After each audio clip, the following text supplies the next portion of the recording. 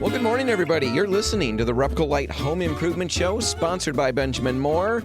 And, on the show this week, I've got all kinds of stuff planned. It's a spring break week. I get that. It's the first week of spring break for a lot of people.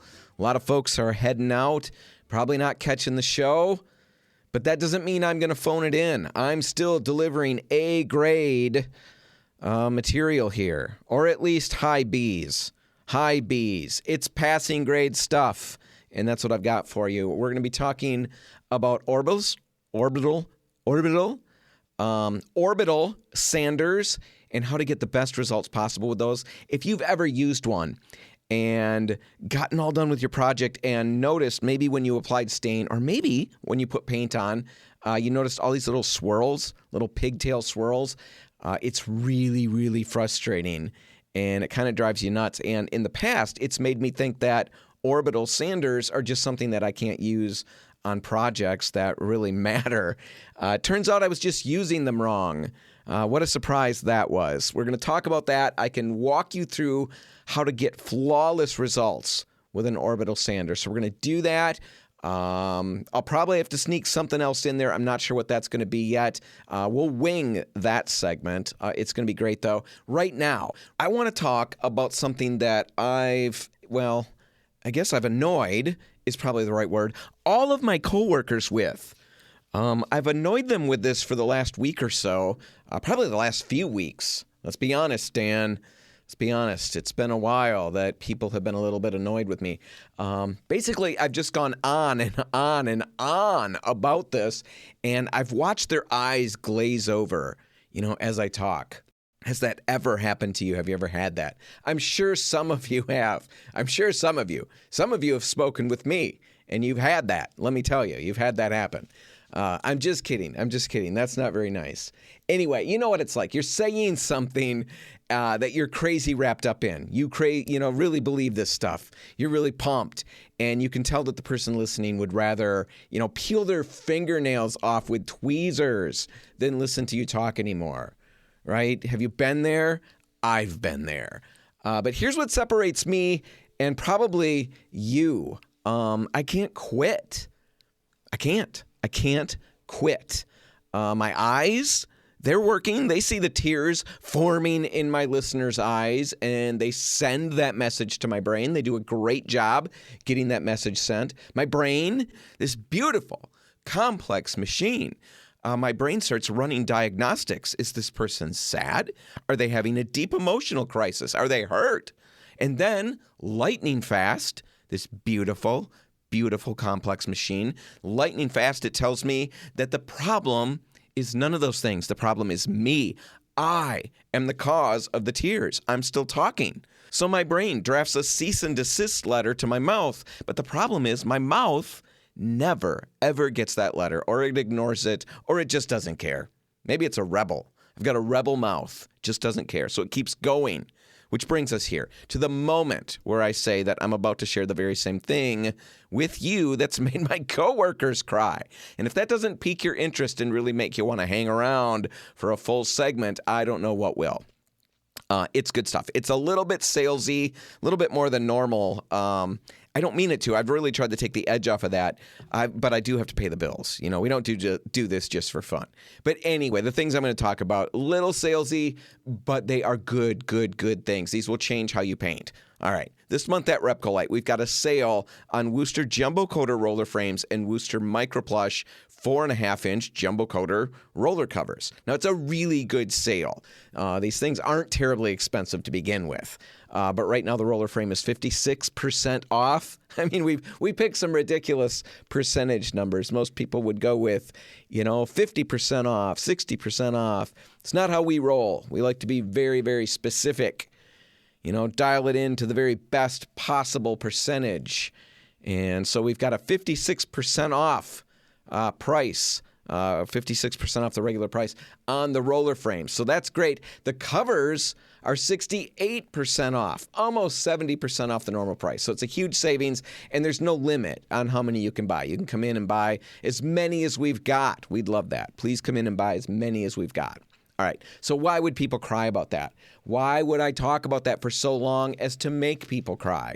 Well, I talk about these things for so long because I love them so much. The Jumbo Coter system is something that I talk about all the time on the show. I use them all the time at home when I'm painting. They're just so crazy convenient. To clarify, if you're not familiar with what a Jumbo Coter is, it's actually a mini roller system. So they're small, 4.5-inch roller frames, and the covers that go with them, there are 6.5-inch covers. The covers that we're selling on sale are 4.5-inch covers. And this combo, this Jumbo Coter system, these rollers, they fit into all kinds of tiny spaces, tight areas. They're great for cabinet repaints, for touching up, for applying samples on the wall. In fact, I usually find a way to use one on every single paint job that I tackle. They're just that convenient. And while there are a ton of mini rollers out there, if you go to different stores, which I can't imagine why anybody would, but should you perchance wander into another store that sells paint and you just happen to look and see the roller covers, you're going to see there's all kinds of different, mini roller systems out there. But the Jumbo Coter system from Wooster is my favorite of all of these for a number of reasons. First off, it's a high quality tool. And that really does matter. A lot of the other mini rollers, they're just kind of chintzy a little bit, The Wooster Jumbo Coter system is super solid. It's got a really nice roller frame. It's going to last and last if you take care of it and clean it, after each project. It feels great in your hand, which is maybe nerdy to say, but if you use roller frames on a regular basis or even just a few times, you'll know one that feels really good. This is one that feels really good. It's just nice to hold, easy to work with. It's got a good weight. It's got a good rigidity to it. Like I said, it's not chintzy. It's not wobbly, not in the least. It's a professional tool, and it really does feel like it. And I know that sounds crazy and dumb, but really, the cheap roller frames, once you use one and feel it, you get what I'm talking about. Those cheap ones don't roll well. They've got all kinds of little issues that happen. These Jumbo Coter frames, high quality stuff, I love that. So that's cool. But as cool as that is, maybe cooler than that, the main reason that I love these things, this entire system, is that the entire line of Jumbo Coter roller covers matches the full line of Wooster 9-inch covers and up. For the most part, whatever roller cover you're using as your main roller cover, if you're using a Wooster cover, there's going to be a matching cover in the Jumbo Coter line. And that's important because when you keep those covers exactly the same, even though you switch to a smaller or a bigger version, the look of your applied paint on the wall or whatever surface is going to stay the same. If you switch from one roller cover to another one that doesn't match, even if it's the same nap, but it's not identical to the other cover, you run a real risk of being able to see all of the places that you used that different cover. So many of those mini roller systems out there don't match the bigger roller covers that you're using for the rest of your project, and that can and does lead to problems down the road. So just be aware of that. The Jumbo Coter system from Wooster fixes that entirely. And that's, again, like I said, that's one of my favorite things about it. It's super cool in that regard. And like I said, it's on sale. The frame is under $3, and so are the 2 packs of micro plush roller covers that go with it. So it's really inexpensive. Normally even, it's not that bad, but especially right now, super cheap. But wait, there's more. And yeah, that's where the infomercial-y part comes in. But I told you, I love these things. And the reason my coworkers are so sick of me talking about them is because I get all nerdily excited. You know what I'm talking about. I get excited about all the cool different components that work with this system. And that's why I drive people nuts. I already drove you nuts, but there's more that I do that makes it even worse. And we're going to do that on the other side of the break. And just hang with me, because if you do any amount of painting at home, I am going to make it much easier than it has been previously with all of these things. So just hang around. There's more good stuff coming.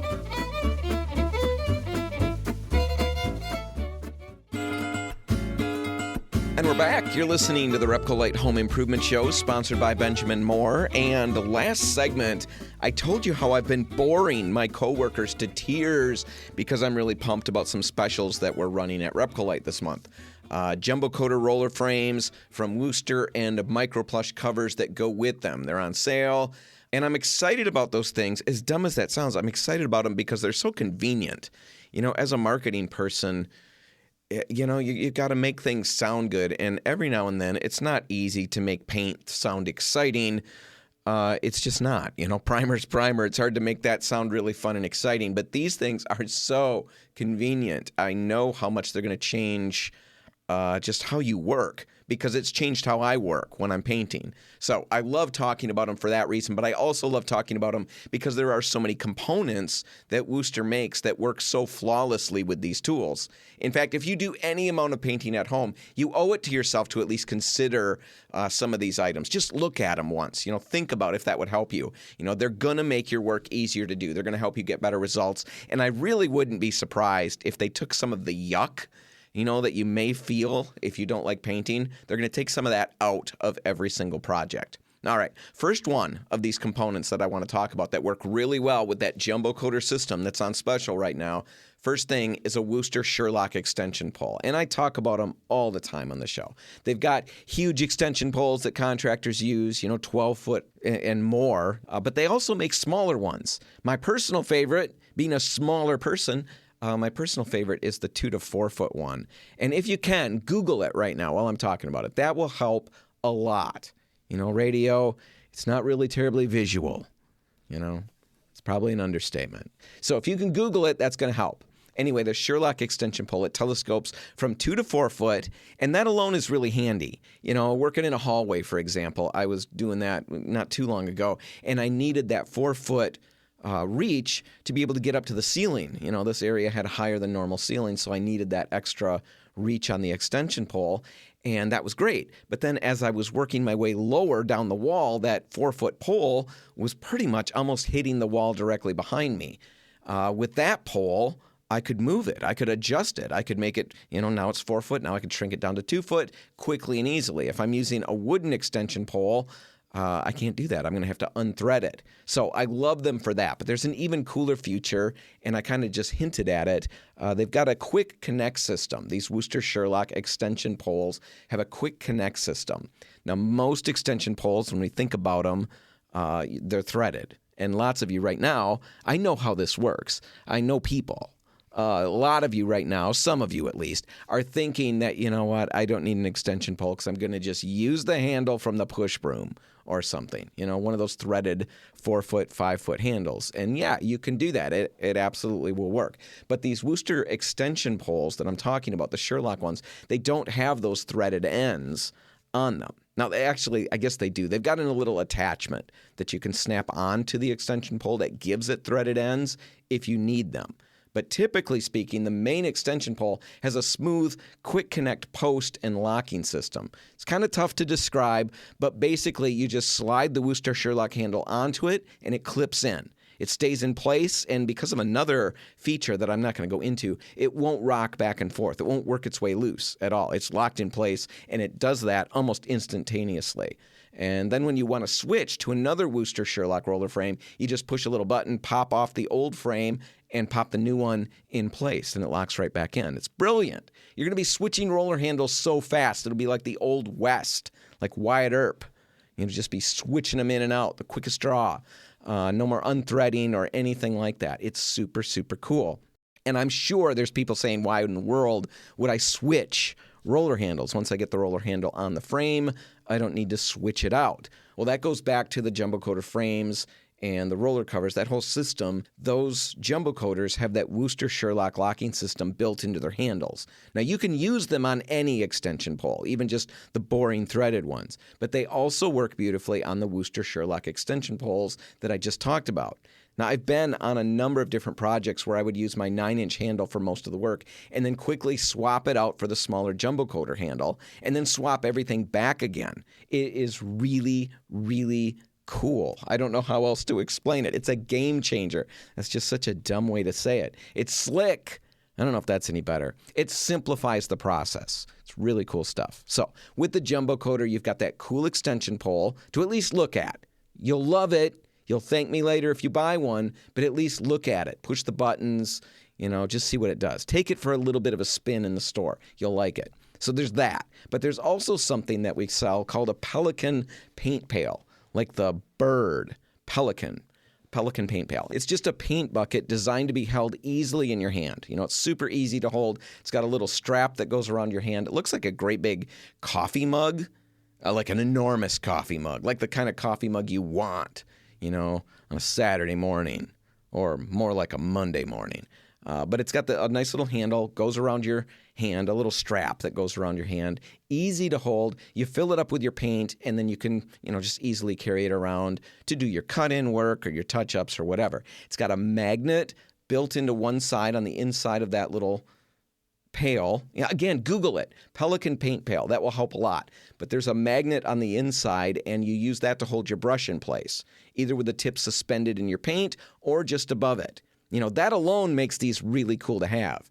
If you've ever been working out of a small cut-in container and then you set it down for a minute, so you could, get a drink, go to the bathroom, whatever. You set it down for a second, you kind of prop the brush up. Oh, it's perfect. You walk away, you come back, and you find that the brush didn't stay there. It kind of slipped right into the container. Now it's submerged in the paint, and you can't really work with it till you wash it out. It's a real pain in the neck. Well, the Pelican paint pails won't let that happen. The magnet holds the brush upright and keeps it out of the paint. It's perfect. So they're really cool in that regard. But the Pelican paint pail is also built specifically to work as an easy handheld roller tray for the Jumbo Coater roller frames. It's so handy. It's come in so handy on so many projects for me. You're on a ladder. I've been on a ladder. I can't talk about you. I can talk about me.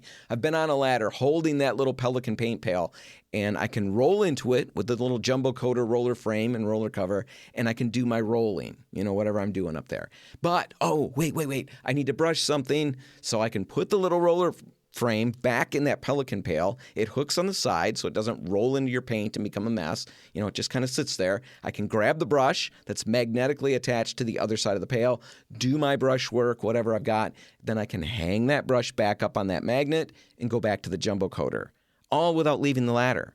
Google it. Pelican paint pail. If none of that makes sense and you have no idea what I'm talking about and you're just waiting for my brain to get the message to my mouth to shut up, just Google it. Pelican paint pail, you'll see what I'm talking about. It's really cool. Or if you don't want to Google it, come into Repcolite and ask about it. The thing is not expensive. Just come in, grab a Jumbo Coater, grab some covers. They're on sale. Save a bunch of money, all kinds of different percentages off. Remember the crazy percentages I talked about? Not even going to go over them again. Big savings. Get those, and then check out the Pelican paint pail. Check out one of those extension poles. Take a look at them. Oh, and one last thing I almost forgot about. Those Pelican paint pails, there are tray liners available for those as well. Tray liners that just drop right in, and then when you're done painting, you just toss them, and you don't have to spend all this time cleaning that Pelican paint pail out. It's all really, really good stuff. All right, I apologize. I have made all of your eyes water. I have brought tears, and I'm sorry. But the items that we've got on sale this month are just so handy.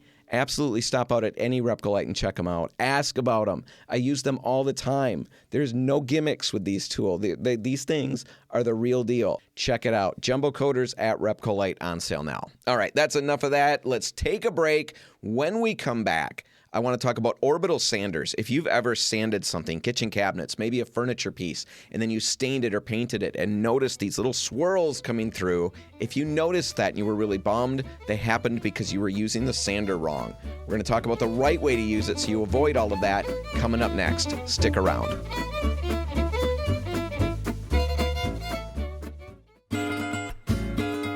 And we're back. You're listening to the Repcolite Home Improvement Show, sponsored by Benjamin Moore. And right now, let's talk about how you can avoid a crazy common sanding frustration. Those swirls or those little pigtails that you end up getting in your surface in your wood when you're using an Orbital sander. Now, it might not seem like a big deal when you're working on the wood. We've all been there, sanding away. You see the little swirls. Maybe you see them. And you think, hey, no big deal. Then you apply the stain, and suddenly, every single mistake is magnified. And really, this isn't just a problem that happens when you're staining and finishing wood. It's not unheard of for these little swirls to really make their presence known when you're painting as well. I did my kitchen cabinets years back. I had smooth poplar doors, and I decided I was going to remove the entire finish, all that old finish, bring it all the way down to bare wood. That's how I roll. clean burn. Start from bare bones here. So I sanded them all down. And I noticed the swirls when I looked at the wood, but it all felt smooth. So I figured I was fine, right? Figured that was going to be no big deal. Then I got my paint on, and I could definitely still see them through the finish. Now, it wasn't horrible, but it was bad enough, right? I mean, who in the world wants to go through all that work and then end up with all these little swirls? I do remember being really, really bummed about that, Lots of my projects end previously, many years back. Now I'm much smarter, but many of my first projects ended with this sense of disappointment. So if you're in that boat, quick segue here. If you're in that boat and you feel like I'm just not cut out to do home projects or painting or anything, not that I'm necessarily the gold standard or anything, but many, if not most of my projects, my first projects, second and third tries sometimes, ended with little elements of disappointment or being bummed. I didn't produce the perfection every single time that I set out to do. But I kept going, and you get better and you get better and you get better. So if you are feeling bummed at the end of a project, it's just part of the learning process. You're going to get better. All right. So that was a quick segue. Back to where I needed to go. Get my kitchen cabinets done. I see these little swirls and I'm bummed, but once the paint is on, fixing the problem is way tough. So tough that, of course, I didn't bother. I didn't bother to fix it. Some poor sucker somewhere bought that house and now they've got those swirly cabinet doors to deal with. It's not my problem anymore. Anyway, happily, the reason those swirls were in my cabinet doors, and maybe in some of your projects too, is because we're using the orbital sander incorrectly. It's not the tool's fault. It's the right tool. We're just using it wrong. So I'm going to walk you through, I think, 8 simple tips that will help you eliminate swirls before they ruin your project. And if you're using a high-quality sander like the Festool sanders that we carry at Repcolite, you've already got a leg up. But these tips are going to help you improve your results no matter what brand sander you're using. All right, tip number 1, you've got to start right. Okay. The first mistake a lot of people make is they power on the sander before it's on the wood or on the surface that you're sanding.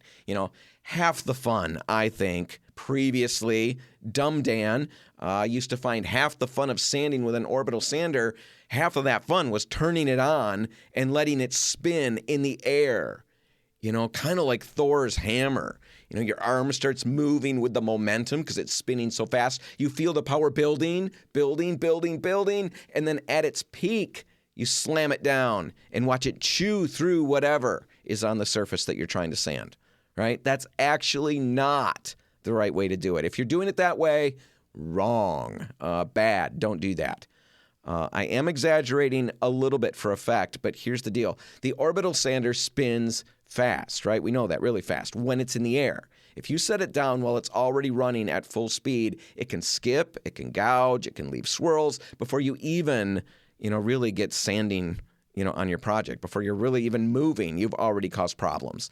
The right way to do it is to start the sander flat on the surface first. You apply a little bit of pressure just to hold it, in place so it's not going to run all over or kind of walk over the board when you turn it on. A little bit of pressure to hold it steady and then turn it on. Turn it on while it's on the surface. That keeps the disc spinning at a controlled speed, and it gives you a smooth start instead of a bumpy one right off the bat. Okay? Start right. Tip number 1. Tip number 2, you've got to have the correct speed as you're working. Not so much how fast it's spinning, how fast you're moving. Because a big reason for swirls is that we move too fast. A lot of us tend to sand back and forth pretty quickly with our orbital sander, very quickly. In fact, I generally would use that orbital sander as if it were a motorized piece of sandpaper. As fast as I could zip sandpaper over a surface, that's what I was doing or trying to do with my sander. And many of you are groaning right now. I know that because I get the emails. You're groaning right now and you're thinking he's not really that dumb.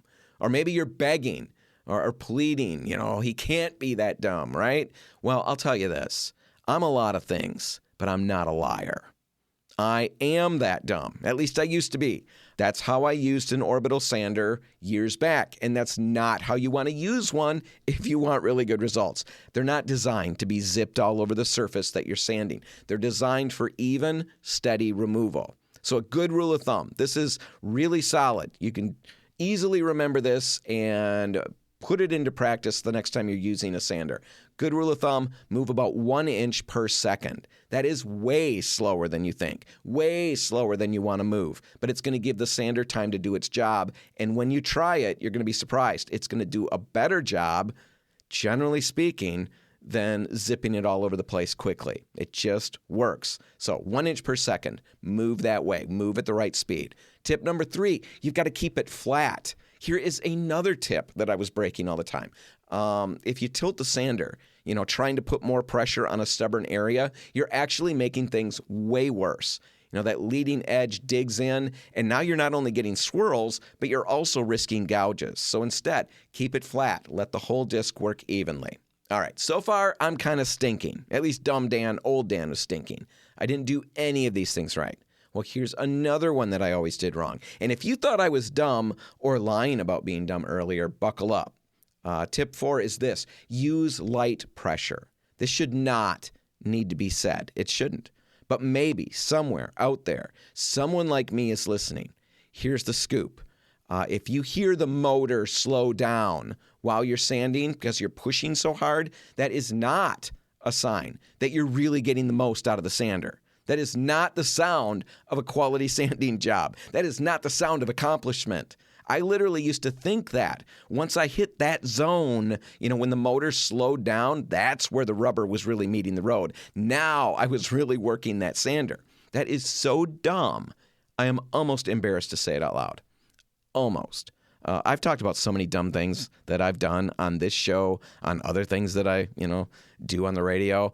It's just nothing's embarrassing anymore. So you think I would be embarrassed, but I'm not. It's not how you do it with a sander. If you hear the motor slow down, you're pressing too hard. Don't do that. Use even pressure and keep it light. Let the sander do its thing. The more you try to force the issue and speed it along by applying more pressure, the more likely you're going to end up with swirl marks or worse in your surface. So light pressure, steady pressure, even pressure. All right. Tip number 5, work through your grits. A lot of people think they can go straight from 80 grit to 220 grit and be done. But sanding is a process. Each grit is going to refine the scratches left by the previous one. Skipping grits leaves behind rough marks that show up in the finish later. So a really solid progression looks like this. Start with 80 or 100 grit. You move from there to the 120 grit. From there, you go to 150, then to 180. You finished with 220. Now, if you're staining, don't go past 220. Sometimes even 220 might be too much. You might need to check that. But if you go past 220, there's a really good chance that the wood's not going to absorb stain evenly. So 220 is usually the max for staining. You might want to still test that out, like I said, with a 180 and see once if that was enough for you. And I know that if you do this, it means you're going to be going through a lot more sanding discs. But taking the time to step through each grit is definitely going to save you frustration down the road. So it's worth it.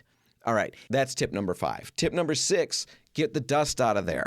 All right, even if you're doing everything right, swirls can still show up because of dust. Fine sanding dust gets trapped under the disc from time to time, and when that happens, it acts just like sandpaper, scratching the surface instead of smoothing it. The best way to handle that is to use a sander with dust extraction. Most of them already have something. They've got the little bags. A lot of them can have shop vacs attached to, you remove the little collection bag and you can attach a shop vac to that to aid with the extraction. Whatever you're doing, make sure you use something with dust extraction. If it's your livelihood, you're a painting contractor or something, you probably want to at least look into Festool sanders. We carry them at Repcolite, and the dust extraction on Festool tools, any of the Festool equipment, the dust extraction is renowned. It's one of its main features. They're absolutely brilliant at keeping dust out of the work environment. So if you do this regularly, look into the right tools. It's going to help. If you don't do it regularly, at least make sure you're getting that dust out of there. And then also make sure you're cleaning between grits. We talked about switching grits and working through that whole system. Every time you switch, you want to make sure you get that surface free of dust. So vacuum it, blow any of the remaining dust off, use a soft brush, whatever you've got to do to get all the dust off the surface before moving on to your next grit. All right, so dust extraction, surface cleaning, that's tip 6. Tip 7, you've got to stop right. We talked about starting right, but how you stop matters just as much. If you turn the sander off while it's still on the surface, it's like slamming the brakes on a moving car. The momentum stops suddenly, and it's just like tire marks on the pavement. You're going to get these swirl marks in the wood. So the right way to stop, lift the sander off the surface first, and then turn it off, right? Not complicated. Pick it up, turn it off. All right, one last tip. Tip number 8. Before you reach for your stain or your top coat, do a final check, because nothing is worse than finishing a project, applying your stain, paint, whatever, and then realizing that you missed swirls. By that point, like we said earlier, they're way hard to fix. So take 1 minute when you're all done sanding to check the work over. 2 ways to do it. You can wipe the surface down with mineral spirits. That's going to evaporate quickly, but it's going to reveal swirl marks right away, before you apply your stain. Or you can just use a flashlight or LED work light. Hold it at a really low angle, and any missed scratches are going to stand out instantly. Trust me, taking this extra step is going to save a ton of frustration later. There you go. 8 tips to help you get the best results possible with your Orbital sander. And I've got a full list of all of these at repcolite.com/sandright. That's all one word, sandright. So repcolite.com/sandright, RIGHT. You can go and check out everything that I just went through so that you've got a guide and you get great results every single time you're using that Orbital sander. All right, let's take a break. When we come back, I'm going to wing it. I don't even know what I'm going to talk about yet, but I'll figure it out over the break, and it'll be gold on the other side. That's next. Stick around.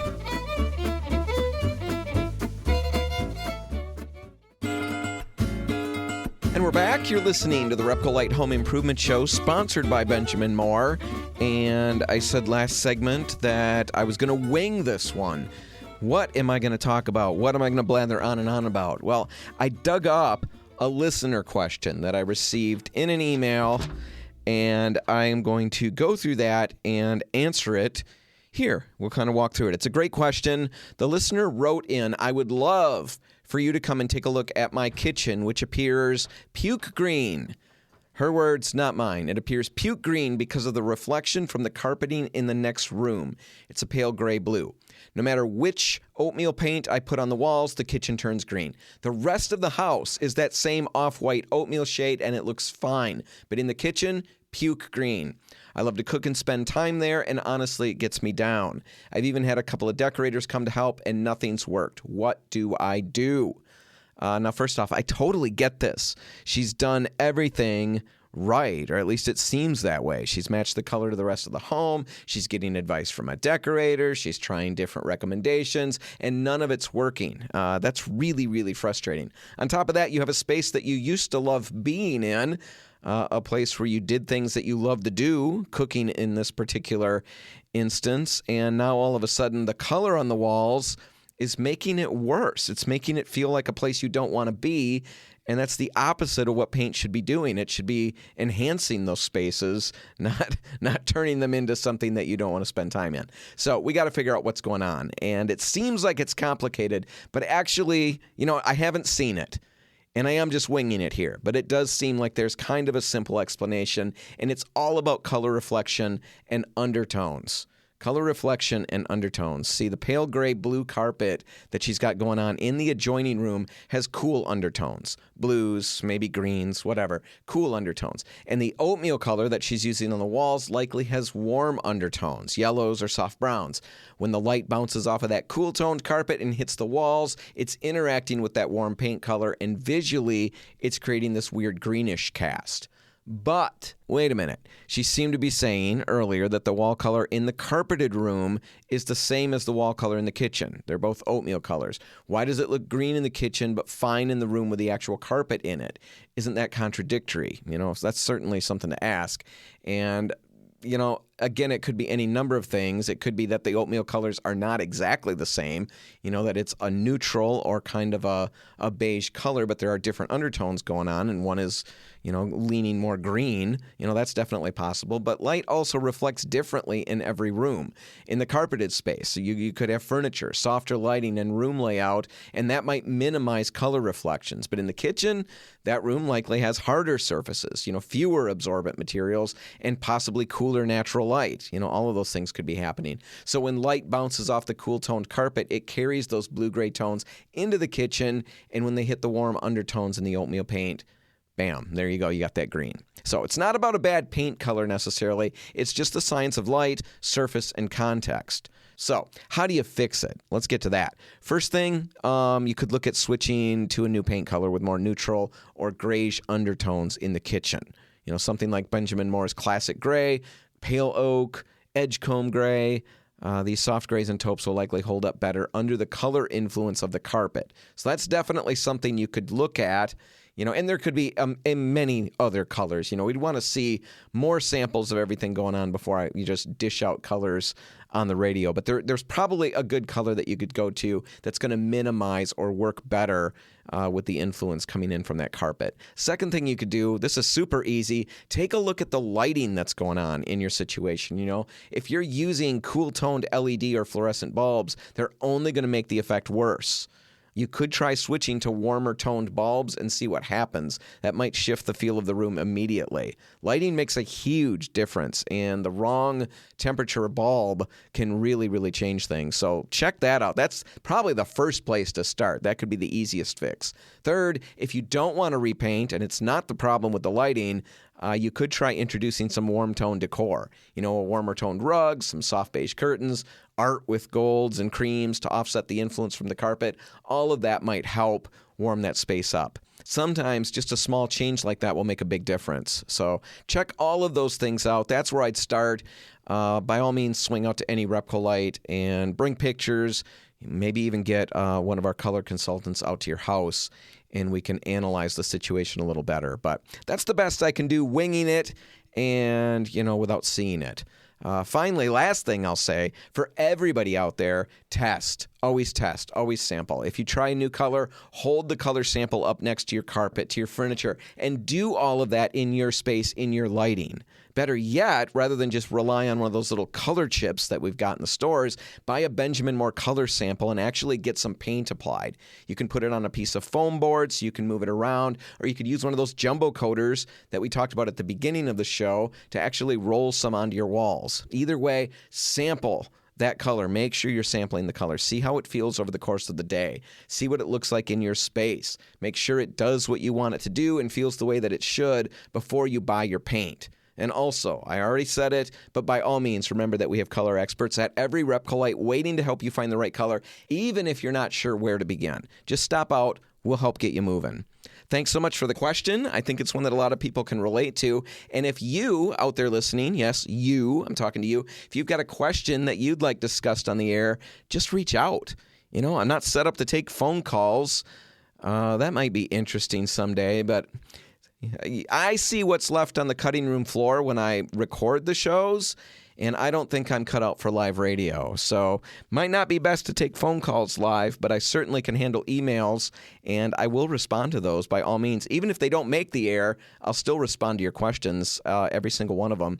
So send your questions to radio@repcolite.com. Make them good. Maybe they'll be on the show someday.